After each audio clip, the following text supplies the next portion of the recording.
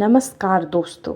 यह कहानी एक गरीब सब्जी बेचने वाले की है जिसकी जिंदा दिली और सोच आज भी मेरे जहन में और गाहे बगाहे मुझे उसकी याद आ जाती है।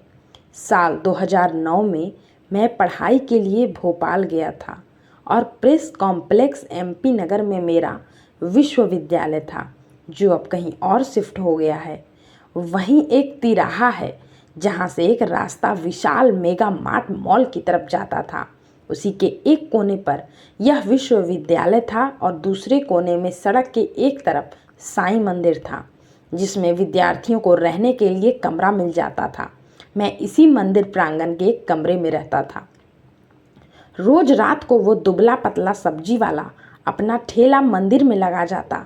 उसकी सब्जियां पानी में भीगे जूट के बोरे से ढकी रहती थी। सुबह आता और फिर अपना ठेला लेकर सब्जी बेचने निकल जाता था। वो बहुत ही खुशमिजाज इंसान था। मैंने उसको कभी दुखी नहीं देखा। कमरे में रह रहे लड़के रात में उसके ठेले से सब्जी निकालकर खाना बनाने में इस्तेमाल करते थे। उस सब्जी वाले को यह बात मालूम थी, लेकिन वो इसका बुरा नहीं मानता था।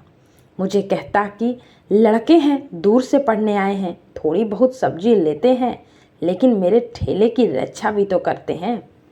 एक दिन बातों बातों में मैंने उनसे पूछा, अच्छा ये बताइए, आप हर दिन इतने पैसे वालों को कार में चलते हुए, मॉल में खरीदते हुए, मौज मस्ती करते हुए देखते हैं, क्या आपका मन नहीं करता कि आपके पास भी बहुत सारा पैसा हो, आप भी वैसे ही ऐशो आराम की ज़िंदगी जिए? मेरे सवाल का उसने जो जवाब दिया उसके बारे में मैंने कभी सोचा नहीं था कि ऐसा भी कोई सोच सकता है। उस दिन सब्जी वाले का एक बेटा और एक बेटी भी उसके साथ थे। जब मैंने यह सवाल पूछा तो इसके जवाब में उसने अपने दोनों बच्चों के सिर पर हाथ रख दिया और बोला, हुजूर, मैं तो समझता हूँ कि संसार में भगवान ने जिसको औलाद दे दिया वो बहुत अमीर इंसान है।